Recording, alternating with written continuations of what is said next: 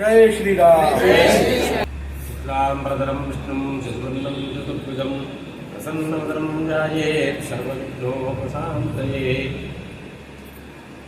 गुरवे सर्वलोकानां विषये भवरोगिणां हृदये सर्वविद्यानां दक्षिणामुक्तये नमः। सदाशिवसमारम्भां व्यासशङ्करमध्यमाम् अस्मदाचार्यपर्यन्तां वन्दे गुरुपरम्पराम्। विश्वेशं माधवं डुण्डिं दन्तपाणिं च भैरवं वन्दे काशीं गङ्गां भवानीं मणिकर्णिकाम्। इष्टदन्तमहाकाय कल्पान्तधानोपमां भैरवाय अनुज्ञां दातुमर्हसि। अन्नपूर्णे सदापूर्णे शङ्करप्राणवल्लभे ज्ञानवैराग्यसिद्ध्यर्थं दीक्षां देहि च पार्वती। माता च पार्वती देवी पिता देवो भवेश्वरः।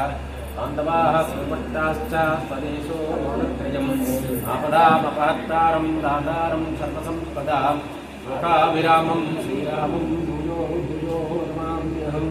मनोजवं मारुततुल्यवेगं जितेन्द्रियं बुद्धिमतां वरिष्ठं वातात्मजं वानरयोर्मुख्यं श्रीरामदूतं शिरसा नमामि।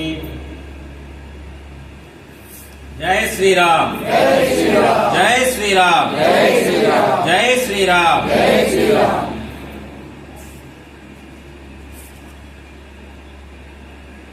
శ్రీ సీతారాముల యొక్క అనుగ్రహం వల్ల అన్నపూర్ణ విశాలాక్షి సమేతంగా ఉన్న కాశీ విశ్వనాథుని యొక్క దయ వల్ల కాలభైరవుల వారి యొక్క ఆజ్ఞ మేరకు మనం రెండో రోజు కార్యక్రమం మొదలుపెట్టున్నాం. నేను నిన్న ఆలోచిస్తున్నాను, మొన్న గత జనవరిలో అయోధ్యలో బాలరాముడి యొక్క మందిరము ప్రతిష్టా కార్యక్రమం జరిగింది. అందరూ పెద్ద పెద్ద వాళ్ళు అందరూ వెళ్ళారు, ఆ అదృష్టం ఉన్న వాళ్ళందరూ వెళ్ళారు. మిగిలిన వాళ్ళు టీవీలో చూసి మన అదృష్టం మనం పొందాం. నాకు తెలిసిన వాళ్ళు ఇద్దరు వెళ్ళారు. ఒకరు ఆంధ్రాశ్రమ సుందర శాస్త్రి గారు వెళ్ళారు, రెండోది మన జోషి గారు వెళ్ళారు. చూడండి ఆశ్చర్యం, ఈ నవరాత్రుల్లో రాముల వారి సేవ వీరిద్దరికీ లభించింది. అందులో నన్ను ప్రమేయం చేశారు. అక్కడేమో సుందర శాస్త్రి గారు వారు ఎప్పటి నుంచో కోరుతున్నారు రామాయణం పారాయణ చేయాలి, రామాయణం హోమం చేయాలి అని. నిన్న ప్రారంభించాము. అక్కడ ఉదయం 8 నుంచి సాయంత్రం వరకు కూడా ఇప్పటి వరకు అక్కడ హోమం అయింది. వాల్మీకి రామాయణం హోమం అవుతున్నది, రామాయణం పారాయణలు అవుతున్నాయి. రామనవమి నాడు కళ్యాణం అవుతుంది. 17వ తారీఖు నాడు 18 నాడు రాముల వారి సామ్రాజ్య పట్టాభిషేకం అవుతుంది. అక్కడ ఇక్కడ వీరు జోషి గారు నన్ను నవరాత్రుల్లో కిందటి నవరాత్రుల్లో కూడా దేవి భాగవతం చెప్పండి అని అడిగారు. ఈసారి గురుగారు మీరు చెయ్యాలి అంటే అలాగే అండి అని చెప్తాం. అంటే రాముల వారి అనుగ్రహం పొందారు వీరిద్దరు కూడా. ప్రత్యక్షంగా రాముల వారి ప్రతిష్ట చూసి మొట్టమొదటి దర్శనం మన అందరి తరఫున వాళ్ళు చేసుకొచ్చారు. కాబట్టి రాముల వారి దర్శనం పొందినందువల్ల వాళ్ళకి అదృష్టం లభించింది, మనకు కూడా ఈ రకంగా లభించింది అని భగవంతుడికి నమస్కారం చెప్పుకుందాం. రామాయణము వేదముతో సమానమైనటువంటిది అని నేను చెప్పుకున్నాం. వేదవేద్యే పరే పుంసి జాతే దశరథాత్మజే వేద ప్రాచేతసాత్ సాక్షాత్ రామాయణాత్మన అని చెప్పుకున్నాం. అటువంటి అంటే మనకి ధర్మం చెప్తాయి ఉపనిషత్తులు. వేదాల ముందు ధర్మం చెప్తాయి. వేదో అఖిల ధర్మ మూలం అన్నారు. అంటే అన్ని ధర్మాలకి మూలం ఏమిటి అంటే వేదము అని చెప్పారు. వేదాల్లో ఉంటుంది. వేదాలు అందరూ చదవగలరా?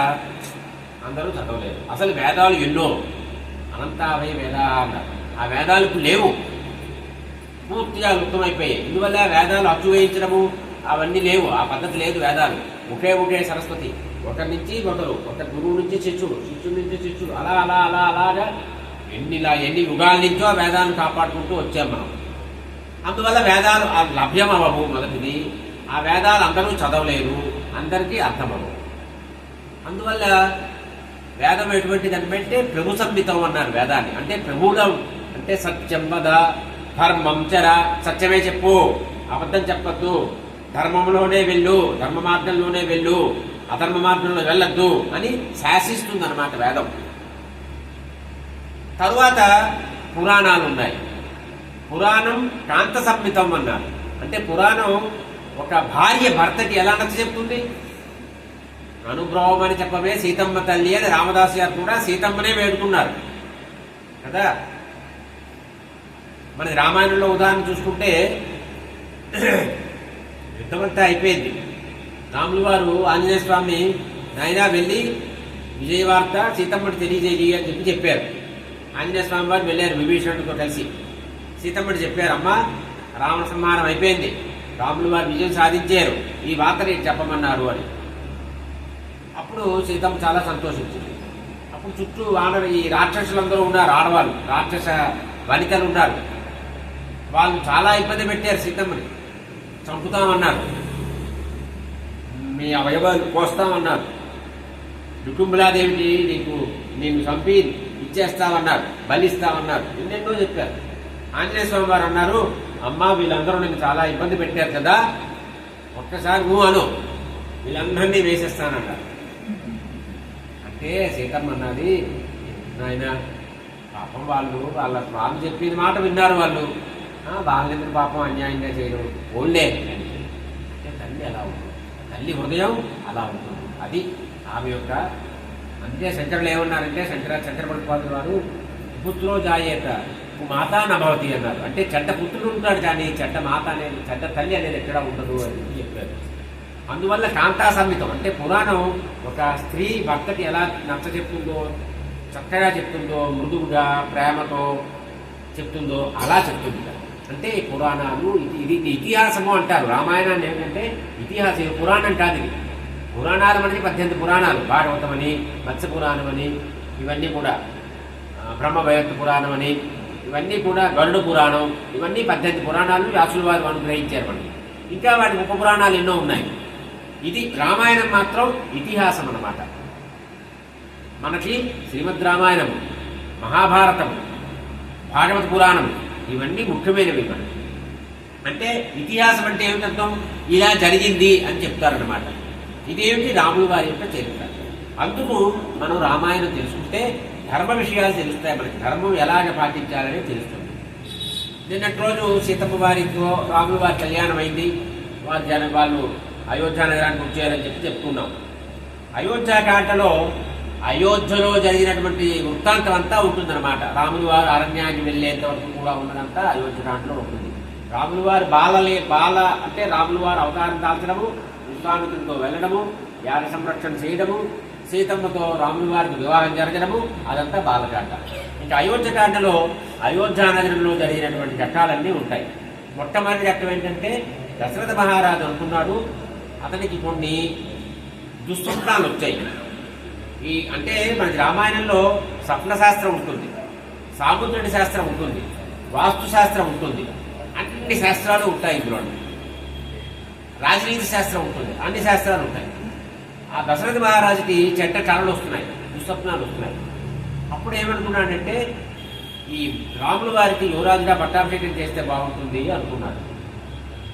అనుకుని అతను ఒక్కసారి అప్పుడు ఈ భరతుడు శత్రుఘ్నుడు కూడా మేనమావ గారింటికి వెళ్ళారు. అంటే భరతుడి మేనమావ గారింటికి వెళ్ళారు.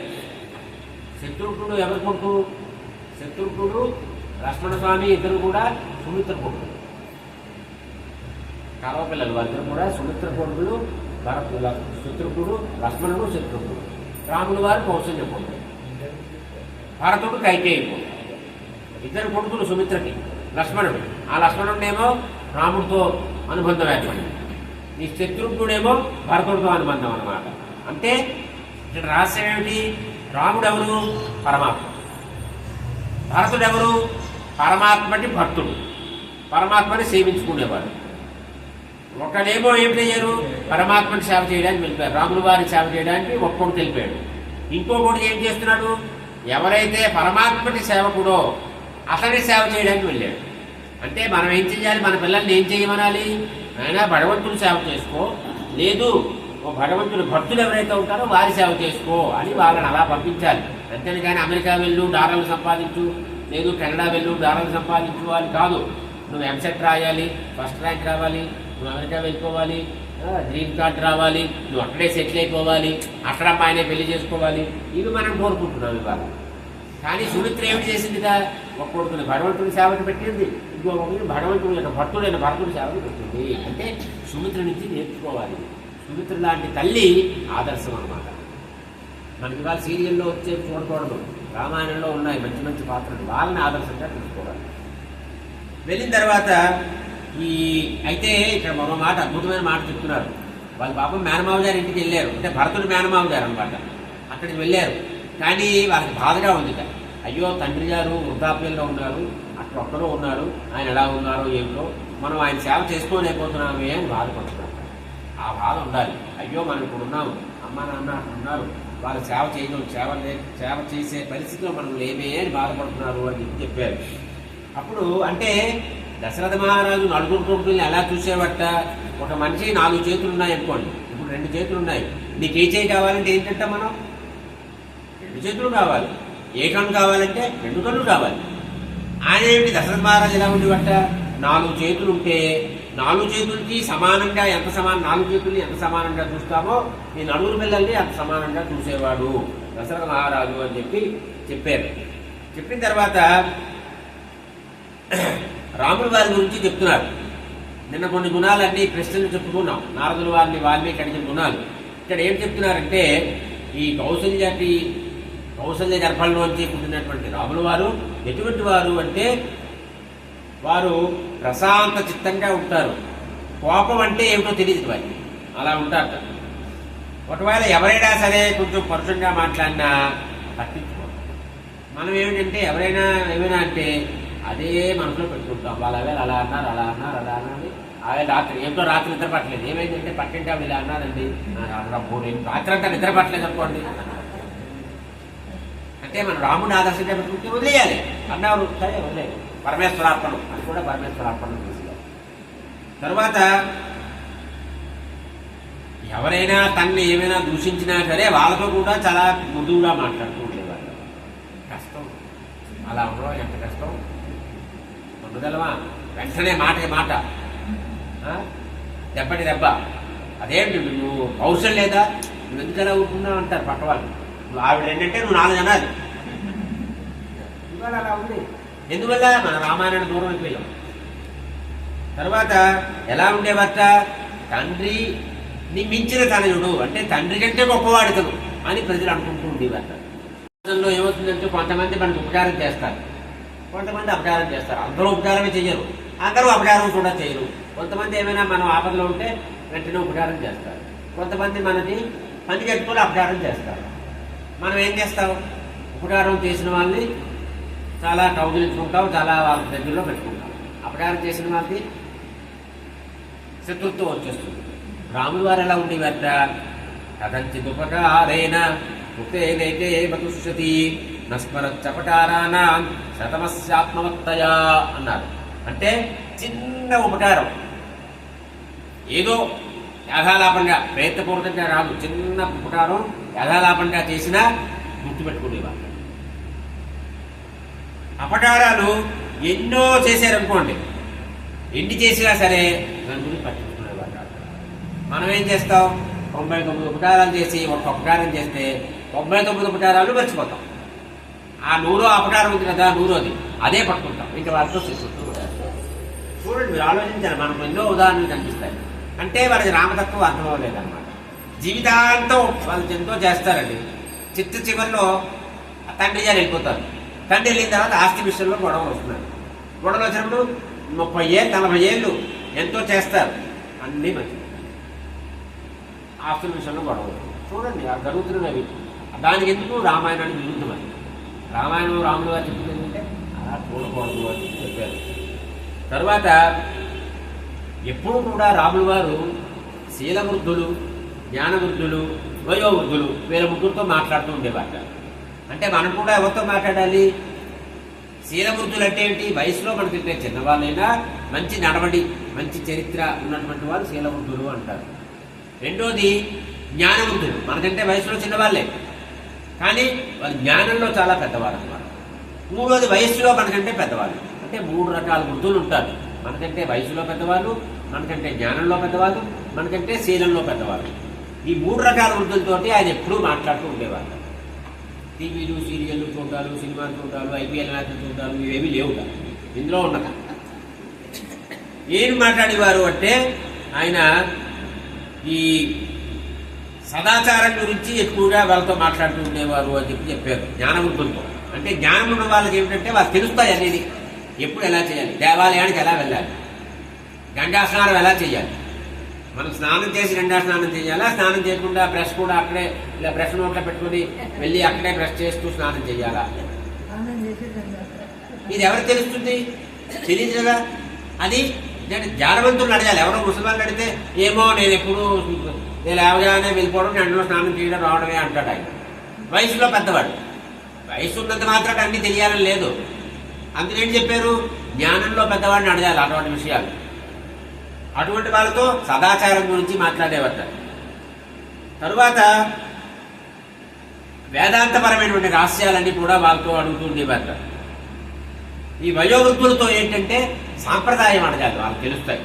మీ తాతగారు ఎలా చేశారు, మీ నాన్నగారు ఎలా చేశారు, ఏదో ఇది వచ్చింది, దీన్ని ఎలా చేయాలి, ఉపనయనం ఉంది, ఉపనయనం ఎలా చేయాలి, ఓ వివాహం ఉంది, వివాహం ఎలా చేయాలి, అది మీ పెద్దలను అడిగితే వాళ్ళు చెప్తారు.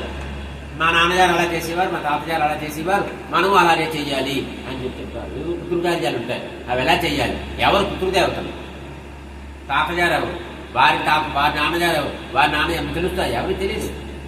ఇవి చేయాలనుకోండి ఎవరిని అడగాలి? వయోవృద్ధులను అడగాలి. పక్కింటి జ్ఞానవంతులను ఎవరినో మహాపండితులు అడిగితే వాళ్ళు మీ వంశం గురించి వాళ్ళేం చెప్తారు?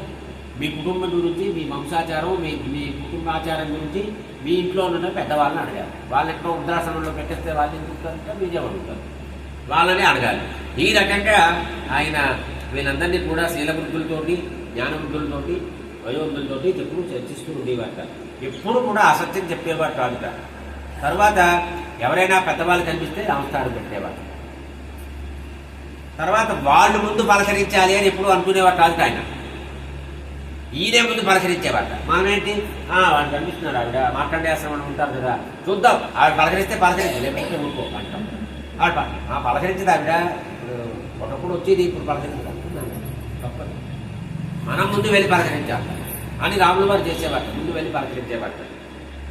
ఈ రకంగా రాముల వారిలో ఎన్నో మంచి గుణాలు ఉన్నాయట. ఇలా ఉండగా వారు ధర్మ మార్గంలో నడుస్తుండేవారట. ఇప్పుడు కూడా మంచి లక్షణాలు ఆయనలో ఉన్నాయి అనేసి ప్రజలందరూ కూడా వారిని ఎప్పుడు కూడా కీర్తిస్తూ ఉండేవారట. అలా ఉండగా దశరథ మహారాజు ఏం చేశారంటే ఒక సభను పిలిచారు. ఆ సభలో అందరినీ కూర్చోబెట్టారు. అందరినీ కూర్చోబెట్టి ఇలాగా నాకు దుస్వప్నాలు అవి వస్తున్నాయి, నేను ఈ యువరాజ పట్టాభిషేకం ఈ రాముడు వారికి చేద్దాము అని అనుకుంటున్నాను, మీ అందరి యొక్క అభిప్రాయం ఏమిటో చెప్పవలసింది అని అడిగారు ఆయన దశరథ మహారాజు గారు. అడిగితే అప్పుడు అందరూ ఏమన్నారంటే ఇచ్చాబోయి మహాబాహుం రఘువీరం పరాక్రమం అని చెప్పారు. చెప్పి ఇచ్చామోయి మహాబాహుం రఘువీరం మహాబలం గజేన మహతాయాంతం రామం చక్రామృతాననం అని చెప్పారు. మా అందరికీ ఇది ఆమోదయోగ్యమే, మా అందరికీ కూడా ఇది మాకు కూడా ఇష్టమైనటువంటిదే, వెంటనే అతన్ని యువరాజ పట్టాభిషేకం చేయవలసింది అని చెప్పారు. చెప్తే అప్పుడు రాజు ఈ దశరథ మహారాజు వారు అన్నారు, ఏమిటి మీరందరూ అంత అత్యుత్సాహంతో రాముడిని సమర్థిస్తున్నారు? అంటే నా పట్ల మీకు ఏమైనా అసంతృప్తి ఉన్నదా, నాలో ఏమైనా లోపాలు ఉన్నాయా అని అడిగారు ఆయన. అప్పుడు ఈ ప్రజలందరూ కూడా చెప్పారు ఏంటంటే, నీ కొడుకులో ఎన్నో గుణాలు ఉన్నాయ్యా, మంచి గుణాలు, కాబట్టి అది సహజంగా మేమందరం కూడా అతని గుణాలను బట్టి ఆకర్షితులం చేయవయ్యా అని చెప్పారనమాట. భావోనుప కళ్యాణ గుణా పుత్రస్థ సంతితే అన్నారు. అంటే నీ పుత్రుల్లో ఎన్నో కళ్యాణ గుణాలు ఉన్నాయి అని చెప్పి వారందరూ కూడా తెలియజేశారు. తెలియజేస్తే అప్పుడు వారిలో ఉన్నటువంటి లక్షణాలు మళ్ళీ చెప్తున్నారు. ఇక్కడ రాముడి వారిలో ఉన్న లక్షణాలు, రామా సత్పురుషైలోకే సత్యధర్మపరాయణ అని చెప్తున్నారు. ఎలా ఉండేవారట రాముడి వారు? ఎవరింట్లోనైనా సరే ఆయన ఏదైనా శుభకార్యం జరిగింది అనుకోండి, ఆ ఇంటి పెద్ద ఎంత సంతోషిస్తాడో అంత సంతోషించేవాళ్ళ. మనమేమిటి పక్కింటి వాళ్ళు ఏదైతే వాళ్ళ పెళ్ళి అయిపోతుంది, ఇంకా మన పెళ్ళి లేదు ఏమీ లేదు అని అసూయపడతాం మనం. రాముల వారు అవేమి చూసేవారు కాదు. అక్కడ ఎవరింట్లో ఏదైనా శుభకార్యం జరిగినా వీళ్ళు వెళ్ళేవారట. వీరు వెళ్ళి ఆ ఇంటి యజమాని ఎంత సంతోషిస్తాడో అంత సంతోషించేవారట. ఎవరింట్లోనైనా సరే ఏదైనా దుఃఖం కలిగితే అక్కడికి వెళ్ళేవారట. వెళ్ళి వాళ్ళు కుటుంబం వాళ్ళు ఎంత బాధపడతారో అంత బాధపడుతూ ఉండేవారట. తర్వాత ప్రియవాదీ చ భూతానాం సత్యవాదీ చ రాఘవ అన్నారు. ఈ రకంగా రాముల వారు ఆ వారిలో ఉన్నటువంటి గొప్ప గుణాలన్నింటినీ కూడా వీరందరూ ప్రజలందరూ కూడా చెప్పారు. చెప్పిన తర్వాత అప్పుడు దశరథ మహారాజు వారు ఆజ్ఞాపించారు సుమంతుడికి వాళ్ళకి కూడా, వశిష్ఠుల వారికి కూడా, మీరు ఈ పట్టాభిషేకానికి సంబంధించినటువంటి ఏర్పాటు చేయవలసింది అని చెప్పారు. అప్పుడు రాములు వారు కౌశల్య దగ్గరికి వెళ్ళారు. వెళ్ళి కౌశల్యని చెప్పారు, ఇలా పట్టాభిషేకం చేయబోతున్నారు అని. అప్పుడు ఆవిడ ఆశీర్వదించింది రాముల వారిని. ఆశీర్వదించిన తర్వాత వశిష్ఠ మహర్షి వారు ఈ సీతారాములిద్దరిని కూడా ఉపవాసము, ఆ వ్రతము, ఆ దీక్ష అవన్నీ కూడా వారు చెయ్యాలి అని చెప్పారు. ప్రజలైతే ఇంకా చాలా సంతోషించారు. చేసి ఈ రాముల వారు సీతమ్మతో కలిసి నారాయణుడిని సేవించారు అని చెప్పారు. తర్వాత హవిస్సుతో కూడిన పాత్రాన్ని శిరస్సు మీద దాల్చి అగ్నికి ప్రదక్షిణ చేసి మహావిష్ణువుని సంకల్పం చేసుకొని శాస్త్ర ప్రకారం హోమం చేశారు అని చెప్పారు. ఈ రకంగా సీతాదేవితో కలిసి వారు హోమం అది చేశారు, వ్రతదీక్ష మొదలుపెట్టారు. అయోధ్య నగరమంతా కూడా రాముల వారి యొక్క యువరాజు పట్టాభిషేకం జరగబోతోంది అని చాలా సంతోషంతో అందరూ కూడా ఉత్సవం జరుపుకోవడానికి సిద్ధపడుతున్నారు. అప్పుడు ఈ మందరం వచ్చింది. ఎందుకంటే రాముల వారి పట్టాభిషేకం జరిగిపోయింది అనుకోండి, ఇక రావణుడి సంగతి ఏంటి? ఆయన ఎందుకు వచ్చారు? రావణుడు ఇత్యాది వాళ్ళందరూ కూడా వాళ్ళందరినీ సంహరించాలి. ఋషులు గురులందరూ కూడా ఇబ్బందులు పడుతున్నారు, వాళ్ళందరినీ కూడా రక్షించాలి. అది వారి ప్రయోజనం. అందువల్ల వారు మాటిచ్చున్నారు. అందువల్ల రామాయణంలో ఏమవుతుందంటే కథ ఇలా నడుస్తుంటుంది. ఒక స్త్రీ పాత్ర వస్తుంది అక్కడ. ఆ స్త్రీ పాత్ర వచ్చి కథని మళ్ళీ తిప్పుతుంది. ఇక్కడ ఎవరు వచ్చారు? మందరం వచ్చింది. మందరం వచ్చి ఏం చేసిందంటే కైకేయి దగ్గరికి వెళ్ళింది. కైకేయి దగ్గరికి వెళ్ళి ఈ రకంగా రాముడు యువరాజు పట్టాభిషేకం అవుతున్నది. ఓహో, చాలా మంచి వార్త చెప్పేవే అంది ఆవిడ. అంటే కౌసల్య కంటే ఎక్కువ ప్రేమ కైకేయి రాముల వారి మీద. అంటే ఆనాడు త్రేతాయుగంలోనే అంత మంచిదైన కైకేయే క్షణంలో మారిపోయింది. మరి ఇవాళ మారరా మనుషులు? నిన్నటి వరకు బాగుందండి, ఇంద్రసారి గంగా పుస్తకాలు అన్నీ బాగున్నారు, అందరూ వచ్చారండి, ఇప్పుడు మారిపోయారండి అంటే మారిపోతారు. కలి ప్రభావం, యుగ ప్రభావం. ఆనాడు త్రేతాయుగం, తర్వాత ద్వాపరయుగం, ఇప్పుడు కలియుగంలో ఉన్న 5000 సంవత్సరాలు అయి కలియుగం ప్రవేశించింది. అందువల్ల జరుగుతాయి, సహజం.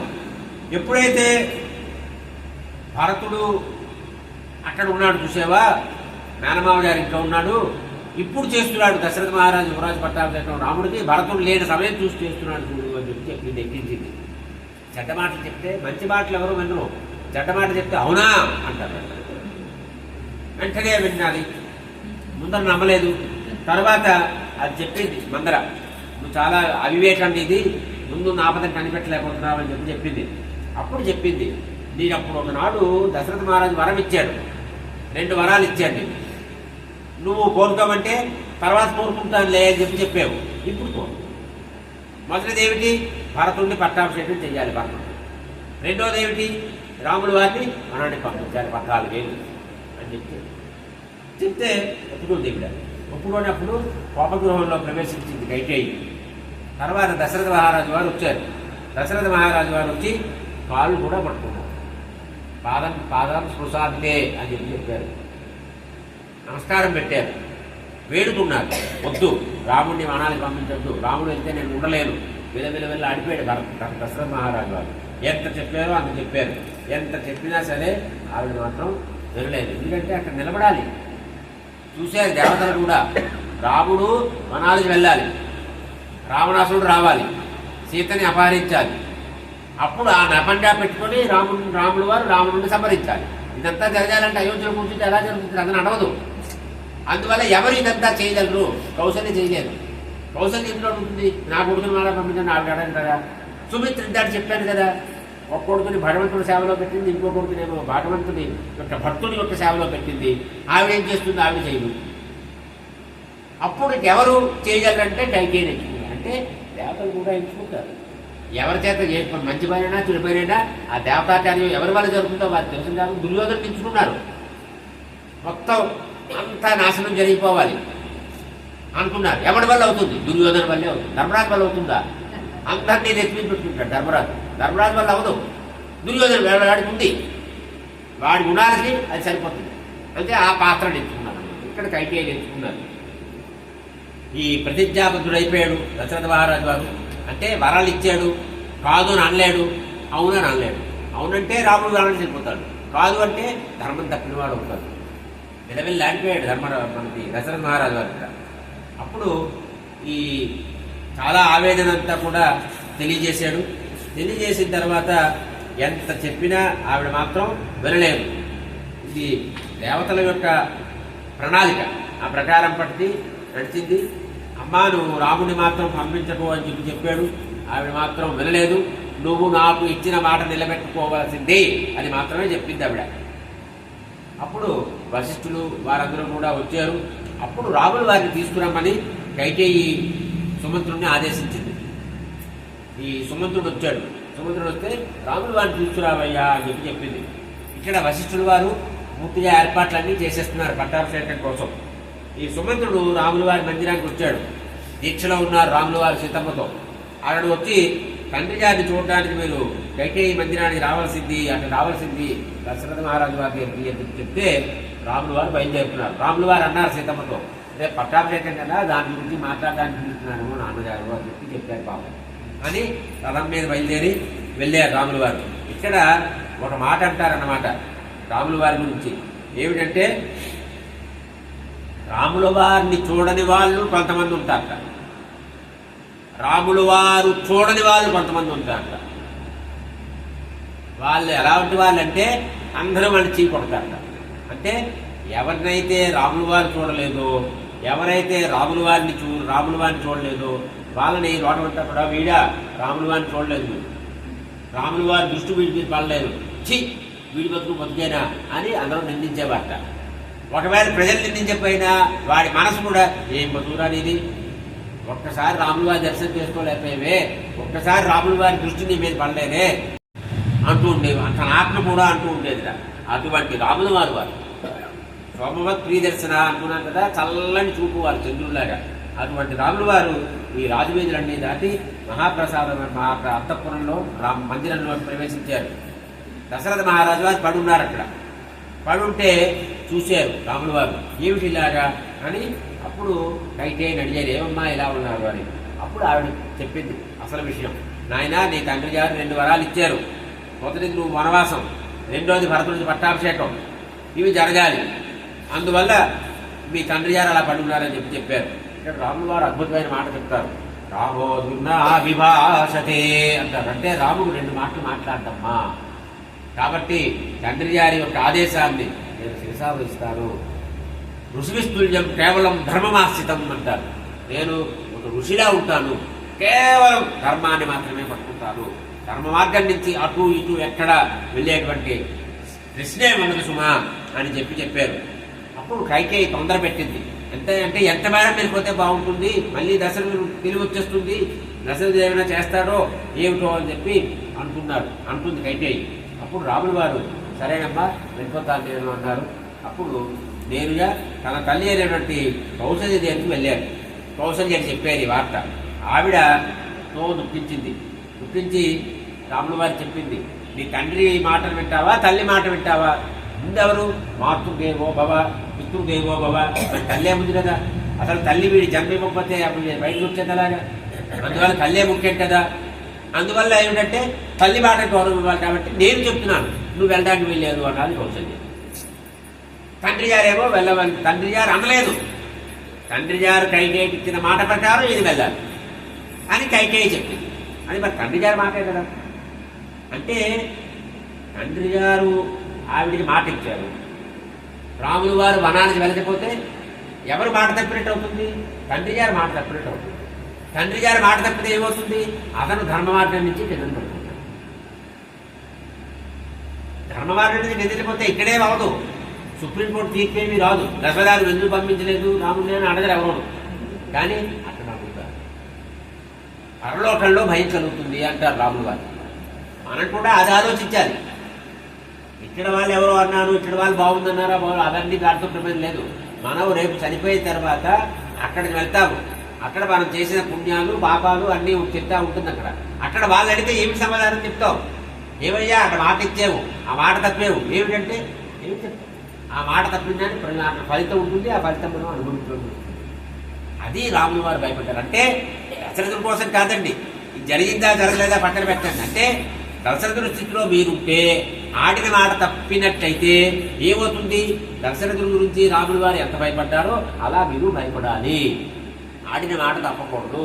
ఆడిన మాట తప్పితే అదోగతే, ఉత్తమ లోకాలు లభించవు. అందువల్ల ఆడిన మాట తప్పకూడదు, ఇచ్చిన మాట నిలబెట్టుకోవాలి ఎటువంటి పరిస్థితులైనా అని సందేశం. అవి సందేశం మనం గ్రహించాలి. లేదంటే ఎన్నిసార్లు రామాయణం విన్నా, ఎన్నిసార్లు భారతం విన్నా ఏమి ప్రయోజనం ఉంటుంది? ఆ సందేశం ఏమిటి? మనం తెలుసుకోవాల్సిన విషయం ఏమిటి? మన జీవితంలో మనం అన్వయం చేసుకోవాల్సిన పరిస్థితి ఏమిటి? అది ఆలోచించాలి మనం. అప్పుడు ఈ కౌసల్య చాలా చెప్పింది, నేను వచ్చేస్తాను నీతో అన్నారు. అప్పుడు రాములు వారు కుర్రాడు, చూడండి, కొడుకు తల్లికి పతివ్రత ధర్మాల గురించి చెప్పారు. ఇవాళ చెప్తే ఎవరైనా వింటారా? మీరు నీ కొడుకు చెప్తే నీకే చేసి నువ్వు ఊరుకోవాలి అంటారు. అంటే మనకంటే వయసులో తక్కువ ఉన్నా సరే ధర్మం గురించి చెప్పినప్పుడు వినాలి. మనం ఏంటంటే చిన్నవాళ్ళు వీళ్ళకేం తెలుసు, వాళ్ళేం చెప్తారు అని ఇందాక అనుకున్నాడు కదా, వయోవృద్ధులు, ధర్మవృద్ధులు, వయోవృద్ధులు, జ్ఞానవృద్ధులు, శీలవృద్ధులు. ఇక్కడ రాముడు వయోవృద్ధుడు కాదు, రాముల వారు జ్ఞానవృద్ధుడు, శీలవృద్ధుడు కాదు. అందుకు అంటే కొడుకు చెప్తే తల్లి వెంట ఏంటండి? తల్లి మాట కొడుకు వినాలా, కొడుకు మాట తల్లి వినాలా? చెప్పండి. మీరేమంటారు? తల్లి మాటే కొడుకు వినాలి. నిజమే. మరి ప్రహ్లాదుడు తండ్రి మాట విన్నాడా? తండ్రి మాట వినాలి కదా. ప్రహ్లాదుడు విన్నాడా? ఎందుకు వినలేదు? వేరే వాళ్ళ మాట, నారదుల వారి మాట ఎందుకు విన్నాడు? నారదులు జ్ఞానవృద్ధులు, నారదులు శీలవృద్ధులు, అందరూ వారి మాట విన్నాడు. తన తండ్రి తనకి అపకారం చేస్తున్నాడు, విష్ణువుని ద్వేషిస్తున్నాడు కాబట్టి తండ్రిని అతను వ్యతిరేకించాడు. తండ్రి మాటని లక్ష్యం చేయలేదు. ఇక్కడ రాముల వారు తల్లి మాట లక్ష్యం చేయలేదు.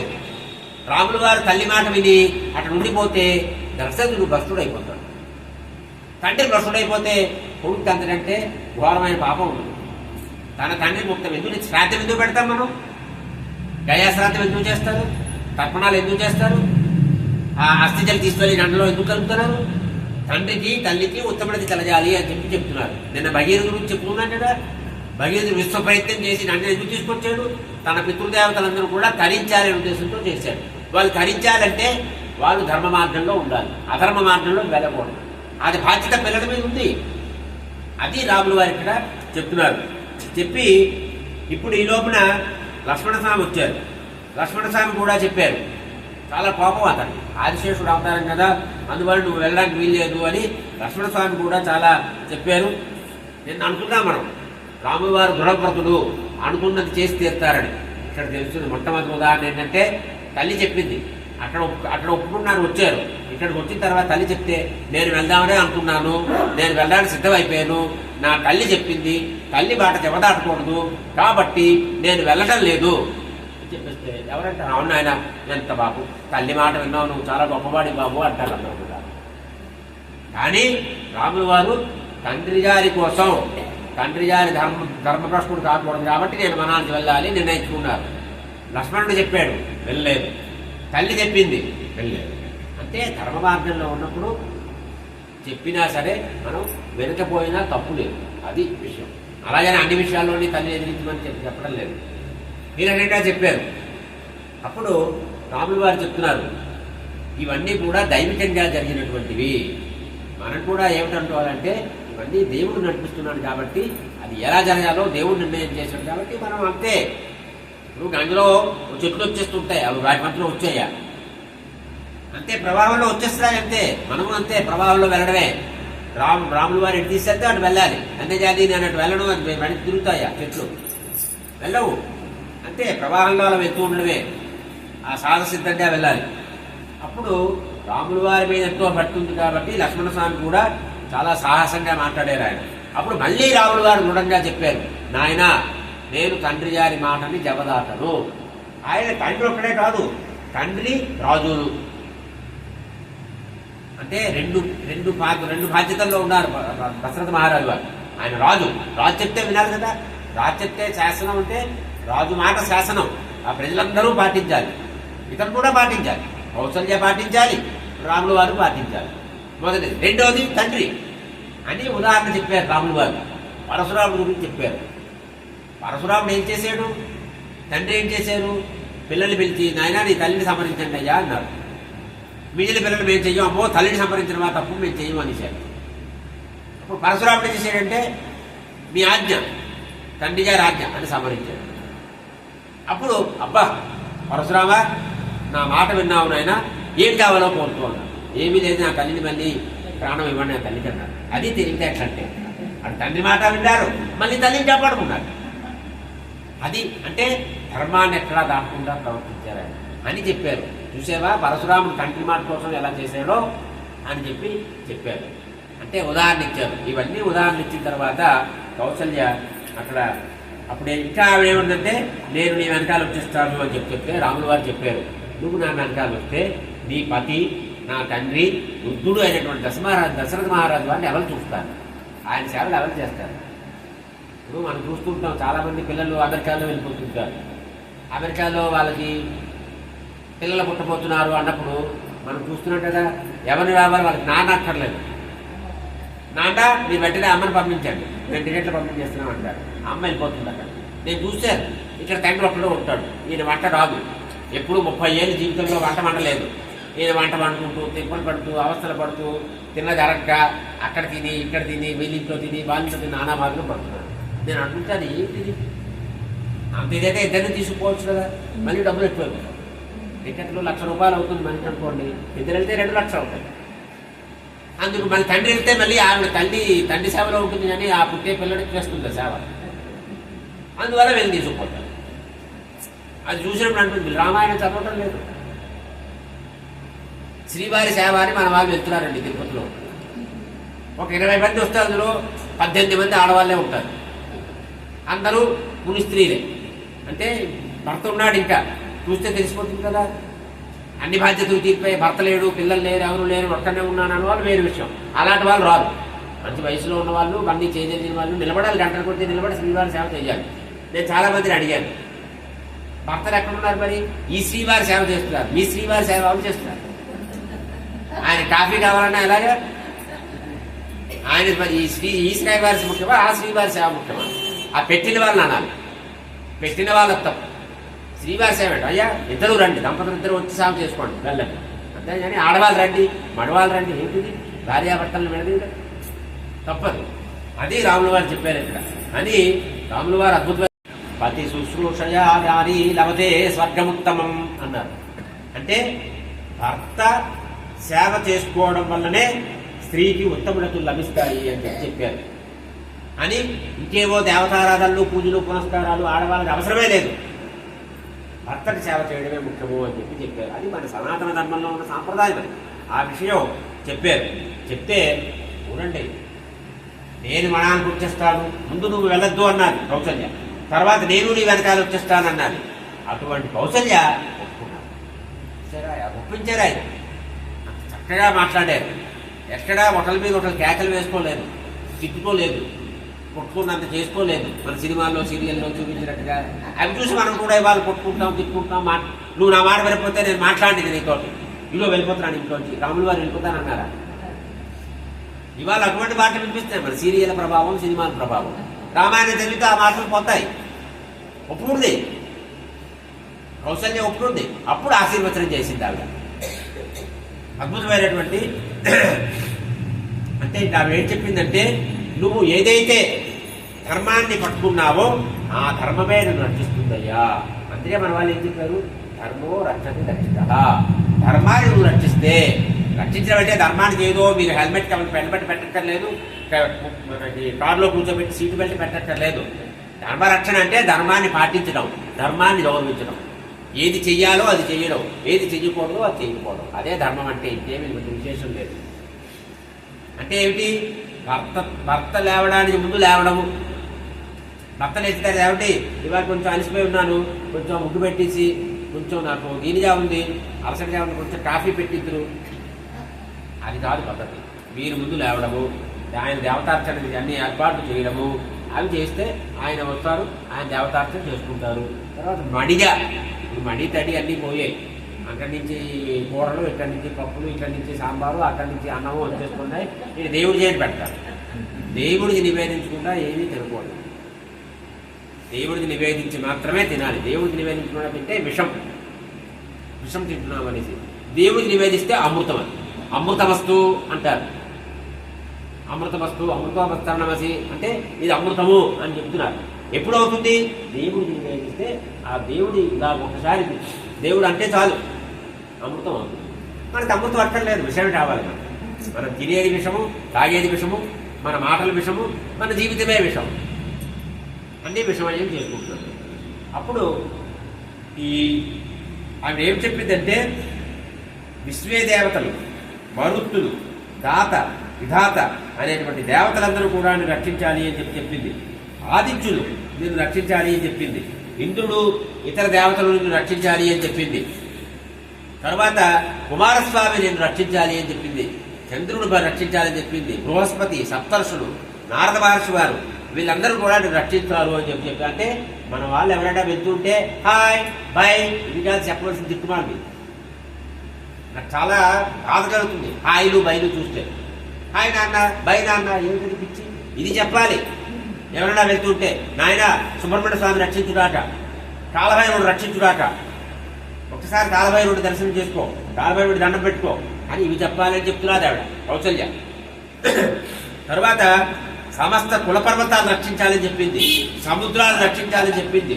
కుబేరుడు, వరుణ దేవుడు, ఆకాశం, అంతరిక్షం, భూమి చూసారా, నదులు, నక్షత్రాలు, గ్రహాలు, గ్రహ అభిమాన దేవతలు, ఉభయ సంధ్యలు, ఇవన్నీ కూడా రక్షించాలని చెప్పింది. తర్వాత ఎప్పుడు నీకు సుఖం కలగాలని చెప్పింది. నువ్వు మునివేషం ధరించి అరణ్యాల్లో సంచరిస్తుంటావు కదా, అప్పుడు ద్వాదశాదిత్యులు మనకు ఉన్నారు కదా, ద్వాదశాదిత్యులు కాశీలో ఉన్నారు. ఆ ద్వాదశాదిత్యులను రక్షించాలి అని చెప్పింది ఆవిడ. ఎప్పుడు నీకు సుఖము సంతోషం కలిగించాలి ఆదిత్యులు అని చెప్పింది. అంటే రాముల వారికే సుఖము సంతోషం ఇచ్చేది ద్వాదశాదిత్యులు.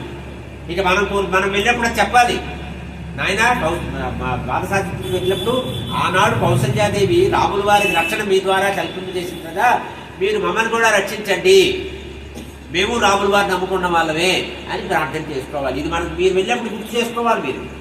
అందుకు వాల్మీకి మహర్షి ఇవన్నీ చెప్పారు. తర్వాత ఎవరైతే రాక్షసులు వాళ్ళు వస్తుంటారో వాళ్ళ వల్ల నీకేమీ భయం ఉండకూడదు అని చెప్పారు. చెప్పిన తర్వాత ఈ అడవి ఏనుగులు ఉంటాయి చూడండి, ఆవిడ ఎప్పుడైనా అడవికి వెళ్ళిందా చూసిందా, కానీ ఎంత అంటే రాముల వారిని కన్నా తల్లి ఆవిడ, సామాన్యుల కౌసల్య అని. ఆ అడవిలో ఎటువంటి దోమలు ఉంటాయి, కొండ పాములు ఉంటాయి, వానరాలు ఉంటాయి, అడవి ఈగలు ఉంటాయి, సింహాలు ఉంటాయి, పెద్ద పుళ్ళు ఉంటాయి, రుజుబట్లు ఉంటాయి, మనకే తెలివి ఇన్ని ఉంటాయి. ఇవాళ ఇంటి జూలు ఇన్ని వచ్చినప్పటికీ కూడా కొమ్ముడి జంతువులు ఉంటాయి, అవేమి కూడా నేను బాధించకూడదు అని చెప్పింది. నరమాంసం తినేటువంటి వాళ్ళు ఉంటారు రాక్షసులు, వాళ్ళెవరూ నిన్ను హింసించకూడదు అని చెప్పారు. క్రూరముగాలు కూడా నరమాంసం తినే ఉంటాయి, అవి నిన్ను బాధ పెట్టకూడదు అని చెప్పారు. దేవతలందరినీ కూడా ఇక్కడి నుంచే నేను ప్రార్థిస్తున్నాను, నువ్వు రక్షించమని చెప్పింది. తర్వాత నీ ప్రయాణం సుఖంగా కలగాలి అని చెప్పింది. తర్వాత అంతరిక్షంలో ఉన్నటువంటి ప్రాణులు, అంతరిక్షంలో ప్రాణులు ఉంటాయి. కొన్ని పాములు భూమి మీద మన పాములు కనిపిస్తాయి, అంతరిక్షంలో కొన్ని పాములు ఉంటాయి. అవి చెప్తున్నాను ఇక్కడ. అంతరిక్షంలో ఉన్నటువంటి కొన్ని ప్రాణులు ఉంటాయి, అవి తర్వాత భూమి మీద కూడా కొన్ని జంతువులు ఉంటాయి, వాటి వల్ల వేటి వల్ల నీకు ఇబ్బంది ఉండకూడదు అని చెప్పింది. తర్వాత ఈ దేవతలందరికీ గురువైనటువంటి బృహస్పతి ఎవరైతే ఉన్నారో ఆ బృహస్పతి, సూర్యచంద్రులు, కుబేరుడు, యముడు వీళ్ళందరూ కూడా నా పూజల్ని అంతంటే వీళ్ళందరినీ ఆవిడ పూజిస్తున్నారు కాబట్టి వాళ్ళందరూ కూడా నేను రక్షిస్తారు అని చెప్పింది. అలాగే అగ్ని, వాయువు, ఋషులు వాళ్ళందరూ ఏవైతే మంత్రాలు చెప్తుంటారో ఆచమనంలో వాళ్ళు చెప్తుంటారు. స్నానం చేసినప్పుడు, ఆచమనం చేసినప్పుడు కూడా ఈ ఋషులు అందరూ కూడా ఋషులు ప్రవచించిన మంత్రాలన్నీ చెప్తుంటారు కదా, అవన్నీ ఆ మంత్రాలన్నీ కూడా నిన్ను రక్షించాలి. అంటే స్నానం చేసేటప్పుడు మంత్రాలు చెప్పాలి, ఆచమనం చేసేటప్పుడు మంత్రం చెప్పాలి, ఇవన్నీ చెయ్యాలి. అంతేగాని ప్యాంటు షర్ట్ తోటి వెళ్ళిపోయి జీన్స్ ప్యాంట్లు వేసుకొని నది స్నానాలు చేస్తే ఏ పిల్లలు ఏను స్నానం అనమాట. ఏను అందులో ముందు దొస్తుంది, మళ్ళీ ఆ ఇసుకలో పొందుతుంది, అటువంటిది అనమాట అని ఇవన్నీ చెప్పింది. తర్వాత సర్వలోక ప్రభు బ్రహ్మ భూతభర్త తదర్శయ అని చెప్పిందంటే పరమశివుడు నిన్ను రక్షించాలి అని చెప్పింది, బ్రహ్మజాలు రక్షించాలని చెప్పింది, ఈ రకంగా ఋషులందరూ కూడా నిన్ను రక్షించాలని చెప్పింది. ఈ రకంగా రాములు వారికి శుభం కలగాలి అని బ్రాహ్మణోత్తములు ఎవరైతే ఉన్నారో వారికి చెప్పి అగ్నికార్యం చేయించింది ఆవిడ, హోమాలన్నీ చేయించింది. తర్వాత ఈ హోమం చేయడానికి ఏంటంటే నెయ్యితో చేశారు, తెల్లని పొందంటలు తెచ్చారు, సమిదలు తెచ్చారు, తెల్ల ఆవాలు చేశారు, అవన్నీ వాటితో హోమాలు చేశారు. అక్కడ ఈ పురోహితులు ఈ ఉపద్రవాలన్నీ తొలగిపోవాలి అనేటువంటి సంకల్పంతో శాంతి హోమాలు చేశారు. తర్వాత బలి ప్రక్రియ అని ఉంటుంది, హోమం చేసిన తర్వాత యజ్ఞం చేసిన తర్వాత ఆ బలి ప్రక్రియ కూడా చేశారు. అంటే హోమం ఎలా చేయాలి, హోమంలో ఏ ద్రవ్యాలు వాడాలి అవన్నీ మనకు తెలుస్తున్నాయి ఇక్కడ. ఈ రకంగా వాళ్ళు బ్రాహ్మణోత్తములందరికీ కూడా తేనె, పెరుగు అవన్నీ కూడా సమర్పించారు అని చెప్పారు. చెప్పిన తర్వాత వాళ్ళందరూ కూడా రాములు వారి శుభం కలగాలి అని వేదమంత్రాలతో ఆశీర్వచనం చేశారు. అప్పుడు ఈ బ్రాహ్మణులందరికీ కూడా పురోహితులకి తాంబూలాలన్నీ సమర్పించారు. తర్వాత అప్పుడు ఆవిడ యన్మండలం సహస్రార్చే సర్వదేవనస్కృతే పుత్రనాశే సమపత్తు తత్తే భవతు మండలం అని ఆవిడ మండలాశాసనం చేస్తోంది. మొట్టమొదట సుప్రభాతం నిన్న చెప్తున్నాం, విశ్వామిత్ర మహర్షి వారు చేశారు విష్ణుమూర్తి వారి రాముల వారికి. ఇక్కడ రాముల వారికి మొట్టమొదట మండలాశాసనం, మండలం అంతా కూడా కౌసల్యాదేవి చేస్తున్నది. ఏమిటి చేస్తున్నదంటే ఆ వృత్రాసురుడి సంహారం సందర్భంలో దేవేంద్రుడికి ఏ రకంగా మండలాశీస్సులు లభించాయో అవన్నీ నీకు లభించుగాక అని చెప్పింది. యన్మండలం సుపర్ణస్య వినత కలకత్పుర అమృతం ప్రాంతజానస్య సత్తే భౌత మండలం అంటే అమృతం తీసుకురావడానికి గరుత్మంతుడు వెళ్ళాడు. అప్పుడు ఆ వినత తన కుమారుడైన గరుత్మంతుడు ఏ రకంగా మండలాలు అందించిందో ఆ మండలాలని కూడా నీకు రక్షించి లభించుగాక అని చెప్పింది. తర్వాత ఈ రాక్షసులందరినీ సంహరించిన తర్వాత దేవేంద్రుడికి అతిథి సమస్తమైనటువంటి మండలాన్ని కలగాలి అని కోరింది. ఆ మండలాలన్నీ నీకు కలగాలి అని చెప్పింది. తరువాత విక్రమాన్ విక్రమతో విష్ణు ఐదాసీన్ మండలం రామ తత్తే భవతు మండలం. నారాయణుడు త్రివిక్రమావతారం దాల్చారు. ఆ త్రివిక్రమావతారం దాల్చినటువంటి నారాయణుడికి ఏ రకంగా అయితే బలి చక్రవర్తిని ఉత్తర లోకానికి అధిపతి చేసినటువంటి శ్రీ మహావిష్ణువుకి ఏ రకమైన శుభాలు కలిగేవో ఆ శుభాలని నీకు కలగాలి అని చెప్పారు. చెప్పి ఈ ఋతువులు, సముద్రాలు, ద్వీపములు, వేదాలు, సమస్త లోకాలు ఇవన్నీ కూడా నీకు సమస్తమైనటువంటి శుభ పరంపరని కలిగించాలి అని చెప్పి ఆవిడ ఆశీర్వదనం చేశారు. ఆశీర్వదనం చేసిన తర్వాత అప్పుడు రాములు వారు ఎప్పుడైతే యువరాజు పట్టాభిషేకం లేదని తెలిసిపోయిందో ఒక్కసారి రాజలాంఛనాలన్నీ వదిలేశారు. ఆయన రాజలాంఛనాన్ని వదిలేసి సీతాదేవి దగ్గరికి వెళ్ళారు. సీతాదేవికి చెప్పారు, ఇలాగా అహం గమిష్యామి మనం మహాప్రియే అని చెప్పారు రాములు వారు. చెప్తే సీతమ్మ ఏమందంటే నేను కూడా మీతో వస్తాను. మహారాజు ఏం చెప్పారు, ఛాయేవాణు పతివ్రత మహాభాగ ఛాయేవాణుత సదా. ఈ ఛాయలా వస్తుందయ్యా అని చెప్పారు కదా, ఇక్కడ తెలుస్తుంది ఛాయ అంటే ఏమిటని. సీతమ్మ నేను వస్తాను అని చెప్పారు. రాములు వారు అక్కడ అన్ని క్రిములు ఉంటాయి, కీటకాలు ఉంటాయి, అవి ఉంటాయి, ఇవి ఉంటాయి, వద్దులే అని చెప్పారు. అప్పుడు ఆవిడ ఏమిటన్నారంటే లేదు లేదు ఎన్ని కష్టాలు ఉన్నా సరే నేను నీతోటే ఉంటాను అని చెప్పారు సీతమ్మ వారు. మరోళ్ళైతే అవునండి నిజమే మీరు చెప్పింది కష్టమే, హాయిగా నేను మా పుట్టింటికి వెళ్ళిపోతాను, రేపు ఉదయాన్నే మా పుట్టింటికి వెళ్ళిపోతాను, మీ అమ్మ మీ నాన్న వాళ్ళు ఉంటారులేండి, మీరు వచ్చిన తర్వాత మళ్ళీ మీరు చెప్పండి నేను వచ్చేసాను అయోధ్య, నువ్వు వచ్చి అంటే అప్పుడు నేను అయోధ్య వస్తాను, మీ అమ్మ దగ్గర నేనండి అని అనలేదు ఆవిడ. ఏమన్నారంటే భర్తతోటే భార్య ఉండాలండి అని చెప్పారు. చెప్పి అని ఏమి చెప్పారంటే ఎటువంటి పరిస్థితి వచ్చినప్పటికీ కూడా భర్తతో భర్త వెనకాల ఉండడమే భార్య చేయవలసినటువంటి పని అని చెప్పారు. అవునండి నిజమే, అక్కడ వాళ్ళు ఇబ్బంది పడుతున్నారు పిల్లలు, మీరు ముందు నేను ఒక ఏడాది అమెరికా వెళ్ళి వస్తాను అనలేదు. అవన్నీ తెలియదు పాపం సీతాదేవికి, అవన్నీ కూడా మన వాళ్ళు ఎవరు చెప్పలేరు. అప్పుడు ఆవిడ ఏమన్నారంటే ఈ జ్యోతిష్ శాస్త్రము, ఈ సాముద్రిక శాస్త్రం చాలా సామాన్యురాలు కాదు సీతమ్మ, మహామేధావి. జ్యోతిష్ శాస్త్రం, సాముద్రిక శాస్త్రం అవన్నీ ప్రమాణాలన్నీ చూస్తే నాకు వనవాసం చేసేటువంటి యోగం ఉన్నది అని తెలుస్తోంది. అంటే లాజికల్గా మాట్లాడుతుంది సీతమ్మ, ఏదో బాధించడం కాదు. అంటే నా జాతకంలో ఉండాలి అది, నేను వనాలకు వెళ్ళాలని, కాబట్టి నేను వస్తాను అని చెప్పింది. అక్కడ దుఃఖాలు ఏమి వస్తాయని నాకు తెలుసును, వనవాసంలో ఎటువంటి కష్టాలు వస్తాయి, ఎటువంటి నష్టాలు వస్తాయని నాకు తెలుసు. కాబట్టి నేను ఒకసారి ఒక భిక్షువు మా ఇంటికి వచ్చాడు, నేను మా తండ్రి గారి ఇంట్లో ఉన్నప్పుడు వచ్చి మా తల్లిగారు ఉన్నారు అక్కడ, నా ఒక్కనే చెప్పలేదు, మా తల్లిగారి సమక్షంలోనే నాతో చెప్పాడు నాకు వనవాసం ఉన్నది అని చెప్పాడు.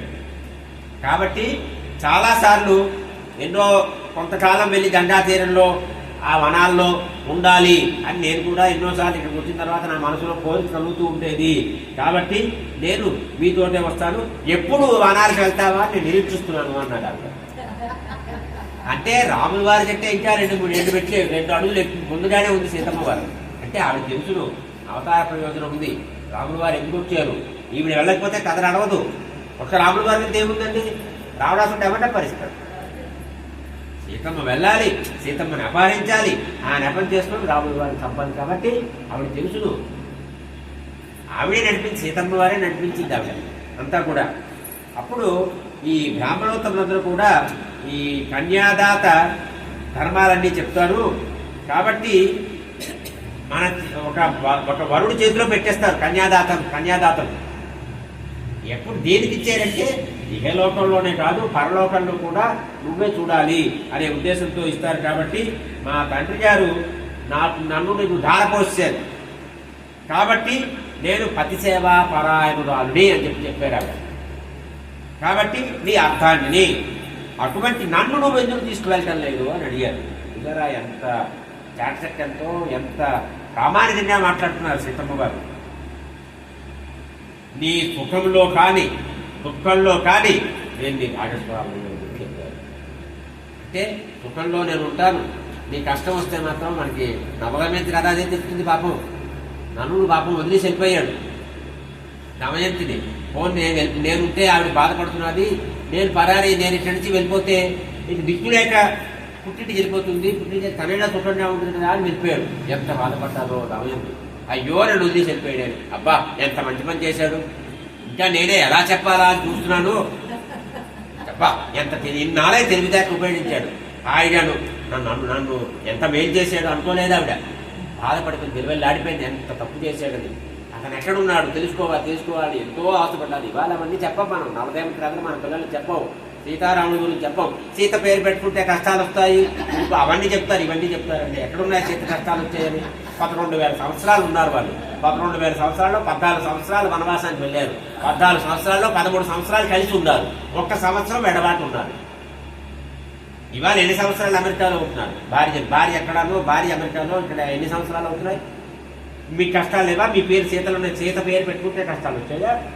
ద్రౌపది పేరు పెట్టుకుంటే కష్టాలు వచ్చాయా? పిచ్చి మాట.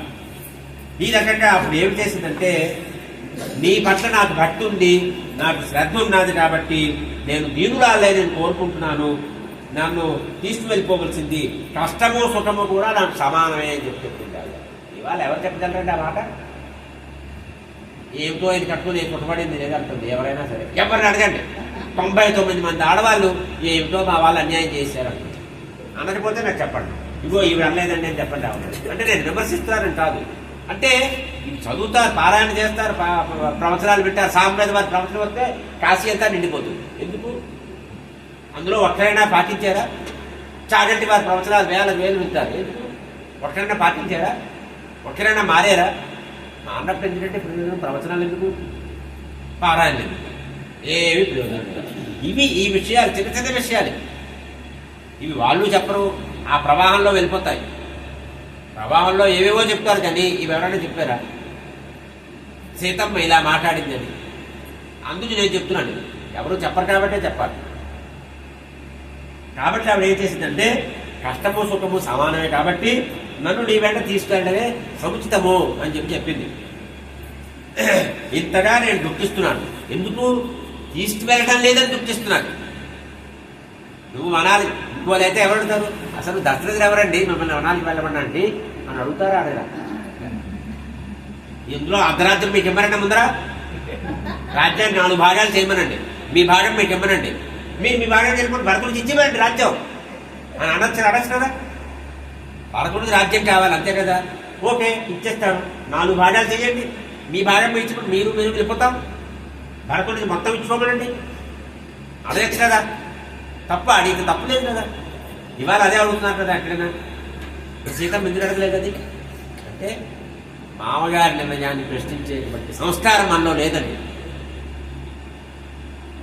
అత్తగారు చేసిన నిర్ణయాన్ని ఎదిరించేటువంటి సంస్కారం మనలో లేదు. ఇవాళ ఆ సంస్కారాలు వచ్చాయి, కుసంస్కారాలు వచ్చాయి. మామగారి నిర్ణయాన్ని బహిరంగంగా దాని మీద ప్రశ్నలు లేవనెత్తడం, వాటిని పాటించకపోవడం ఇవి జరుగుతున్నాయి. అప్పుడు ఏం చేశారంటే, అప్పుడు ఆవిడ చాలా పెద్ద మాట అన్నారు సీతమ్మ గారు. వీరు కనుక నన్ను తీసుకెళ్ళకపోతే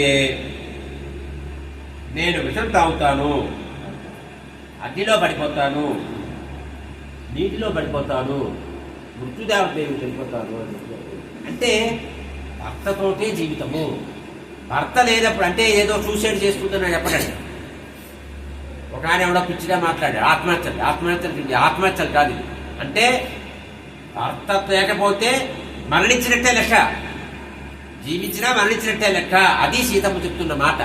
అంటే నువ్వు వెళ్ళిపోతే నేనేదో అసలు భర్త ఊళ్ళో లేకపోతే ఆడవాళ్ళు ఇవి అలంకరణాలు కూడా చేసుకోకూడదని చెప్పారు శాస్త్రంలో, తెలుసండి.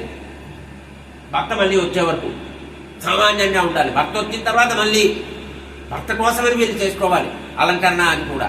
అది చెప్పారు శాస్త్రంలో, అది చెప్తున్నారు సీతమ్మ వారు. అంతేనే కానీ ఏదో సూసైడ్ చేసుకుంటానని అనలేదు ఆవిడ. అంచేత నన్ను వనాలు తీసుకెళ్ళవలసింది అని చెప్పారు. ఎంత బతిమాలినా సరే రాముల వారు మాత్రం ఒప్పుకోలేదు. అప్పుడు రాముల వారు ఇలా చేస్తుంటే ఆవిడ చాలా బాధపడ్డాది. కళ్ళంట నీళ్ళు వచ్చాయి. ఎలా ఉన్నాయట? వేడిగా ఉన్నాయట నీళ్ళు. నీళ్ళు వేడిగా ఉంటాయా చల్లగా ఉంటాయా అంటే కన్నీళ్లు వేడిగా ఉంటాయి, చల్లగానే ఉంటాయి. ఆనందంతో వచ్చేటువంటి సమయంలో చల్లగా ఉంటాయట, దుఃఖంతో వచ్చేటప్పుడైతే వేడిగా ఉంటాయట. చూడండి ఎంత పరిశోధన చేశారు వాల్మీకి మహర్షి వారు. ఇవాళ ఏ శాస్త్రవేత్తలు చెప్తారు అవి? దుఃఖంతో వచ్చే కన్నీళ్ళు వేడిగా అంటే ఆ వేడిని బట్టి చెప్పవచ్చు మీరు, దుఃఖమా సుఖమా అని. ఆనందంతో వస్తే చల్లగా ఉంటాయి అని చెప్పారు. ఎప్పుడు ఈ సీతాదేవి ఈ రకంగా ఉన్నారు, రాములు వారు ఎంతో ప్రయత్నించారు, అప్పుడు ఎంత చెప్పినా వినలేదు. అప్పుడు ఈ సీతమ్మ వారు ఏమన్నారంటే, ఈ విషమస్థితి కలిగింది కాబట్టి సీతమ్మ వారు చాలా బాధపడ్డారు. భర్త మీద ఉన్నటువంటి ప్రేమ వల్ల ఆవిడ ఒక గట్టిగా నిలదీశారు రాములు వారిని. నువ్వు ఇక్కడ అద్భుతమైన మాట అంటారనమాట. అసలు ఇది అన్నమాట ఫైనల్ గా అమ్మవారు వేసిన అస్త్రం ఇది. ఈ అస్త్రం వేసిన తర్వాత రాముల వారు ఇంకా ఏం అనలేకపోయారు. ఏమన్నారంటే, రామదామాతరం ప్రాప్య ప్రియం పురుష విగ్రహం అన్నారు. అంటే మా తండ్రి గారికి అల్లుడుగా ఎవరొచ్చారు? పురుష విగ్రహంలో ఉన్నటువంటి స్త్రీ వచ్చింది అని చెప్పారు. అంటే అల్లుడుగా వచ్చింది మగవాడు కాదు, మగవాడి రూపంలో ఉన్న ఆడది వచ్చింది అల్లుడుగా అని చెప్పారు. అంటే ఇప్పుడు ఎప్పుడైతే సీతమ్మ అలా అన్నారో, అంటే ఇక్కడ పెద్దలు ఏం చెప్పారంటే అర్థము, అంటే ఇది వెంకారంగా మాట్లాడిన మాట కాదు. ఆవిడ ఏం చెప్పారంటే మోహిని అవతారం గురించి చెప్పారు. ఆవిడ దేవతలు దానవులు వాళ్ళు క్షీరసాగరం చేసినప్పుడు అమృతం వచ్చింది. ఆ అమృతాన్ని పంచవలసిన సమయం వచ్చినప్పుడు విష్ణుమూర్తి మోహిని అవతారం ఎత్తారు. అంటే మొదట విష్ణుమూర్తే కదా, పురుషుడే కదా. ఏం చేశారు ఆయన? శ్రీరూపం దాల్చాడు కదా, మళ్ళీ పురుషుడు అయ్యాడు కదా. అంటే ఆనాడు మోహిని అవతారం ఇచ్చినప్పుడు విష్ణుమూర్తివే నువ్వు, ఆ విషయం మా నాన్నగారికి తెలియదేమో కానీ నాకు తెలుసును అని, నువ్వు విష్ణుమూర్తివి, నువ్వు రావణ సంహారం కోసం వచ్చేవు, ఆ రావణ సంహారాన్ని నేను ఉండాలి, మనం వనానికి వెళ్ళాలి అని ఒక్కసారి గుర్తు చేశారు సీతమ్మ. అప్పుడు రాముల వారు అప్పుడు ఆవిడ అంటున్నారు, నువ్వు నువ్వు నన్ను తీసుకెళ్ళకపోతే లోకమంతా ఏమిటంటుందంటే రాముడు పరాక్రమం లేనివాడు అంటారయ్యా. అంటే భార్యని వనాలకు తీసుకువెళ్ళేటువంటి పరాక్రమం కూడా వెళ్ళి రక్షించుకునే పరాక్రమం లేనివాడు రాముడు అని మాట పడవలసి వస్తుంది నువ్వు అని చెప్పారు. చెప్పి రాముల్లో తేజస్సు లేదు అని కూడా ప్రజలు అంటారు సుమా అని చెప్పింది. అంటే అప్పుడు ఏమిటంటారంటే అది పలకొచ్చు అని చెప్పి మళ్ళీ అంటున్నారు, అలా పలికితే వాళ్ళ అజ్ఞానం మాత్రమే తప్పిస్తే జ్ఞానంతో పలికిన మాటలు కాదవి, అది నిజం కాదు. నీలో పరాక్రమం ఉంది, నీలో తేజస్సు ఉంది, కానీ ప్రజలు అలా అంటారు, అది వాస్తవం కాదు అయినప్పటికీ అది వాస్తవం కాకపోయినా ప్రజలు అలా అంటే దాని బాధ కలుగుతుంది. అంటే మంచివాడే కానీ ప్రజలు మంచివాడి కాదంటే నాకు బాధ కలుగుతుంది అని చెప్పింది. చెప్పి నువ్వు ఏమీ బాధపడక్కర్లేదు, నీకు ఎందుకు భయం కలుగుతున్నాదో చెప్పవలసింది అని చెప్పారు. చెప్పి నువ్వు నన్నెందుకు ఇక్కడ ఉండి వెళ్దాం అనుకుంటున్నావు, నేను నీ అధీనంలో ఉన్నాను అని చెప్పి ఏ విధంగానూ కూడా మన వంశానికి అపకీర్తి వచ్చేటువంటి విధంగా నువ్వు ఎటువంటి పని చెయ్యొద్దు, నేను ఎప్పుడు కూడా నిన్నే ధ్యానిస్తూ ఉంటాను అని చెప్పింది. చెప్పి నేను నీకు ధర్మపత్నిని, నీ ఆశ్రయంలో ఉన్నాను, నీతో కాపురం చేస్తున్నాను కాబట్టి నన్ను నువ్వు ఇంకోటికి అప్పగించి ఇంకోటి దగ్గర నన్ను పెట్టి వెళ్ళడం అనేది బాధ్యత కాదు, మనకి యోగ్యం కాదు అని చెప్పింది. కాబట్టి మా తల్లిదండ్రుల హితం కోసం నువ్వు ఇక్కడే ఉండి వాళ్ళ సేవ చేయవలసింది అని నువ్వు నన్ను అడగవద్దు అని చెప్పి కూడా చెప్పింది. కాబట్టి నా హితం కోరి నన్ను ఇక్కడ ఉండమని చెప్పొద్దు, నువ్వు కూడా నన్ను తీసుకొని వెళ్ళవలసింది అని చెప్పింది. నువ్వు ధర్మజ్ఞుడు కదా, నువ్వు ఒంటరిగా వనానికి వెళ్ళడం మాత్రం పనికిరాదు, నేను నీ నీడని అని చెప్పింది సీతమ్మ వారి. ఇక్కడ నేను నీ నీడని, తపశ్చర్యకు వెళ్ళినా, వనవాసానికైనా, స్వర్గానికైనా, ఎక్కడైనా సరే నేను నీ వెనకాలే ఉంటాను అని చెప్పిన తర్వాత నీ అడుగుజాడల్లోనే ఉంటాను, నేను విహరిస్తూ ఉంటాను అని చెప్పింది. చెప్పి చూడండి, ఇంకా ఆ మార్గంలో ఈ వెల్లుగడ్డి, దుబ్బులు, ముండ్ల పొదలు ఇవన్నీ ఉంటాయి కదా, ఏమీ పర్వాలేదని చెప్పింది ఆవిడ. అంటే వాటి మీద కొట్టుకోవడానికి కూడా నేను సిద్ధమే అని చెప్పింది. నాకేమీ బాధ కలగదని చెప్పింది. సుడిగాళ్ళు వస్తూ ఉంటాయి అయినా నేను బాధపడనని చెప్పింది. ఆ సుడిగాళ్ళు వస్తే ఎలా ఉంటాయని చూస్తుంది, గంధం ఎలా ఉంటుందో అలా భావిస్తుంటానని చెప్పింది. కాబట్టి ఆ పచ్చిన బయలు మీదే మనం పడుకుందాం. ఆ పచ్చిన బయలు మీద పడుకుంటే నేను ఏమనుకుంటాను, మంచి కంబళ్ళు వేసి ఉన్నటువంటి మంచాలు ఎలా ఉంటాయో వాటి మీద పడుకున్నట్టు నేను భావించుకుంటాను అని చెప్పింది. నువ్వు సొంతంగా నాకు ఆకులు, కందమూలాలు, ఫలాలు, పండ్లు ఏవో తెస్తావు కదా, అవి కొంచెం తెచ్చినా పర్వాలేదు, అవి అమృతం అనుకుని నేను తింటానని చెప్తున్నాను. ఒక్కొక్క మాట ఎలా ఉన్నా ఆనిపించాలో ఉన్నా, అసలు ఇది చెప్పాలని నేను అనుకోలేదు. కానీ అది చదువుతుంటే అసలు మీరే ఎక్కువ ఉన్నారు, స్త్రీ స్వరూపాలు ఎక్కువ ఉన్నారు కాబట్టి అది చెప్పాలి అనిపించి నేను చెప్పేస్తున్నాను అలాగా. అసలు వీటి మీదే ఒక ప్రత్యేక ప్రవచనం, సీతమ్మ వారు రాముల వారితో మాట్లాడిందే ఒక కొన్ని రోజులు ప్రవచనం చెప్పుకుంటే ఎంతో సమాజానికి ఉపయోగం. కాలేజీల్లో, స్కూల్స్లో వెళ్ళి పిల్లలకు చెప్పాలి. చెప్పాలని మా నాబొడ్వాడు అనుకున్నా, చెప్పమని అడిగేవాడు ఎవడెవడో చెప్పడం. ఇక్కడ ఏదో జోషి గారు పిలిచి ఏదో మీరు చెప్పండి అని వారు పిలిచారు, మీరు నలుగురు వచ్చారు. అంతేగాని కాలేజీల్లో, యూనివర్సిటీలో ఎవరు పిలుస్తారు, ఎవరు చెప్పమంటారు, ఎవరు చెప్పరు, వాళ్ళకి అక్కర్లేదు వాళ్ళకి అని ప్రతికూలంగా నేను ఉండను అని చెప్పారు. అంటే నీకు అనుకూలంగా ఉంటాను అని చెప్పారు. ఒక దంపతులు కాశీ వచ్చారు.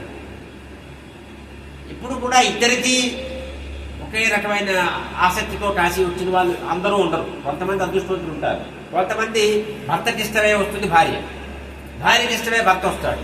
వచ్చిన తర్వాత నేను చూశాను, చాలామందిని చూశాను, ఎప్పుడూ ఏదో ఇదే, ఏమిటో అని తెచ్చి పడేశారు, ఇక్కడ ఏమీ లేదు, ఫోన్లు పనిచేయవు, ఇది వాళ్ళ సమస్య. పిల్లలేమో ఫోన్ చేస్తారు, ఫోన్లు దొరకవు, ఫోన్లు మాట్లాడడానికి అవటం లేదు.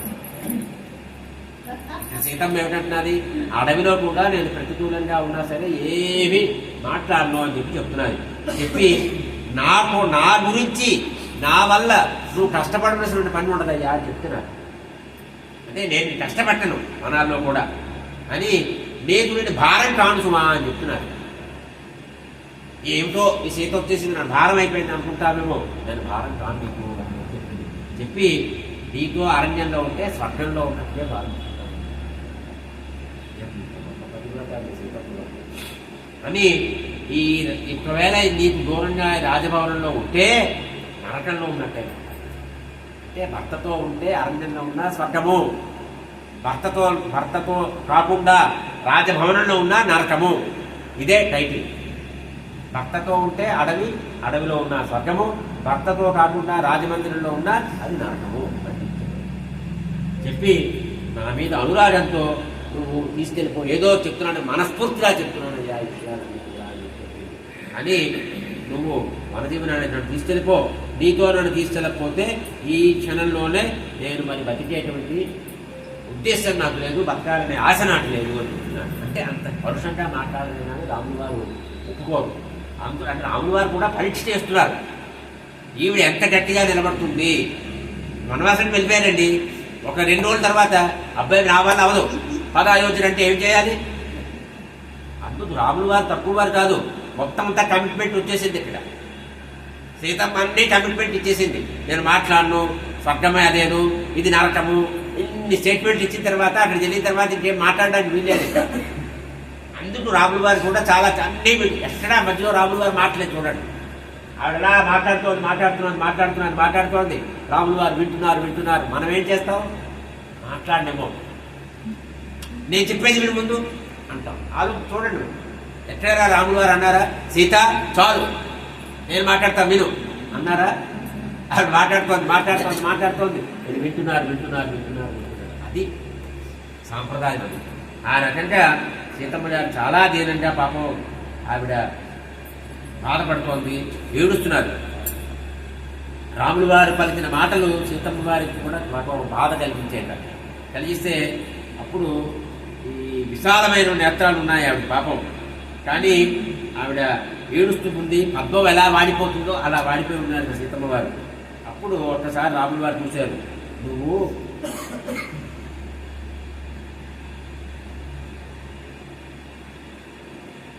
ఇంతలా బాధపడుతున్నావు సీత, నువ్వు దుఃఖపడుతున్నావు అని రాములు వారు ఒక్కసారి ధరించిపోయింది అని. నీకు దుఃఖం కలిగితే నాకు కూడా స్వర్గం అక్కర్లేదు, నీ సుఖమే నాకు కావాలి తప్పిస్తే నీ దుఃఖం కలిగితే స్వర్గం కూడా నాకు అవసరం లేదు శుభా అని చెప్పారు. అందువల్ల నేను ఎవరి వల్ల భయపడను నేను, కాబట్టి అరణ్యాల్లో నేను కాపాడడానికి నాకు శక్తి ఉన్నాను సుమా అని ఇప్పుడు చెప్పారు. అన్ని రకాలుగా నాకు శక్తి ఉన్నది, నాకేమీ వనవాస విషయంలో నీ అభిప్రాయాన్ని నేను గుర్తించలేదు, దాన్ని సుఖతగా చూపించలేదు. కానీ నాతో వనవాసానికే బ్రహ్మగారిని సృష్టించారు కాబోలు అని అంటే చివరి రాములు వారు చెప్పారు, బ్రహ్మగారి నిర్ణయం ఇది, నువ్వు నాతో వనవాసానికి వెళ్ళడము అనేదే నిర్ణయము కాబోలు. కాబట్టి ఆత్మాభిమానం ఉన్నటువంటి వాడు ఏ రకంగా అయితే కీర్తిని వదిలిపెట్టలేడో అలాగా నిన్ను నువ్వు వదిలిపెట్టలేదు. కాబట్టి మనం వనాలను వెళ్ళిపోదాము అని చెప్పి రాజర్షులందరూ కూడా ఏ ధర్మాన్ని పాటిస్తారో ఆ ధర్మాన్ని పాటిస్తూ మనం వనవాసాలకు వెళ్ళిపోదాము.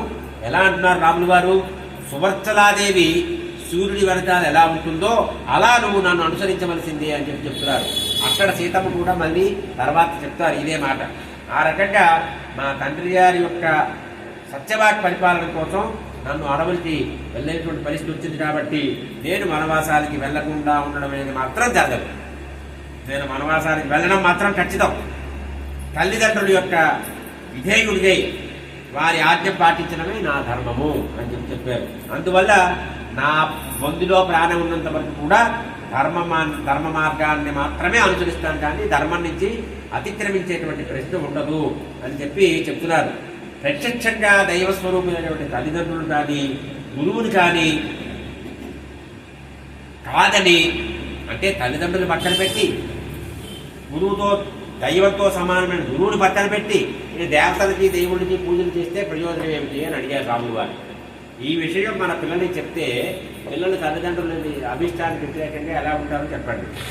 అని ముల్లోకాల్లోనే కూడా దేవతలందరినీ కూడా సంతృప్తి పరచాలి అంటే తల్లికి తండ్రికి గురువుకి వీరికి శుశ్రూష చేయాలి అని చెప్పారు. చెప్పి ఈ మాతాపిత్రుల యొక్క సేవ చేసుకుంటే కనుక అనంతమైనటువంటి శుభఫలాలన్నీ కూడా కలుగుతాయి అని చెప్పారు. ఈ రకంగా ఎన్నో మంచి విషయాలు చెప్పారు. ఇవన్నీ చెప్పుకుంటే సంవత్సరం పాటు పడుతుంది. సంవత్సరం పాటు ఎలా చెప్పుకుంటాం అవ్వదు, అందరికీ సమయమే కావాలి. కాబట్టి ఈ రకంగా వారు చెప్పారు. ఇప్పటికే నేను నాకు ఇచ్చిన సమయాన్ని నేను దాటాను. 6-11 నిమిషాలు ఎక్కువైపోయింది. చూద్దాం మిగిలింది రాములు వారు ఎలాగా ఆదేశిస్తే ఆ రకంగా తర్వాత చూస్తున్నాము. స్వస్తి ప్రజాభ్య పరిపాలయంతాం న్యాయేన మార్గేణ మహీమహీషాః ఓ బ్రాహ్మణేభ్యః శుభమస్తు నిత్యం లోకా సమస్తాః సుఖినో భవంతు కాలే వర్షతు పర్జన్యః పృథివీ సస్యశాలినీ దేశోऽयं శోభరహితో బ్రాహ్మణాः సంతు నిర్భయాः అపుత్రాः పుత్రాः సంతు పుత్రిణः సంతు పౌత్రిణः అతనాः సతనాः సంతు జీవంతు సదాంతతం మండలం కోసలేంద్రాయ హనీయగుణాత్మనే చక్రవర్తి తనూజాయ సార్వభౌమాయ మంగళం. రాజా రామచంద్ర की పవనసుత హనుమాన్ की సీతామాత की లక్ష్మణ స్వామి की భరత స్వామి की శత్రుఘ్న స్వామి की మంగళం కోసలేంద్రాయ మానీయగుణాత్మనే చక్రవర్తి తనూజాయ సార్వభౌమాయ మంగళం.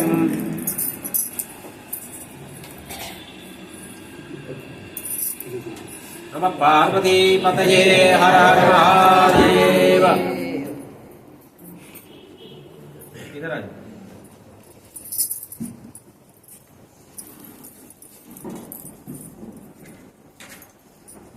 కపూరగౌరం కరుణావతారం సంసారసారం భుజగేంద్రహారం సదా వసంతం హృదయారవిందం భవం భవానీ సహితం నమామి.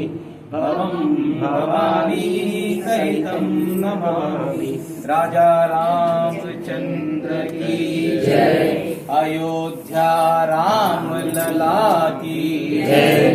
बोलो सब संतन की जय. काशी विश्वनाथ की जय. नमः पार्वती पते हर हर शंभो शंकर.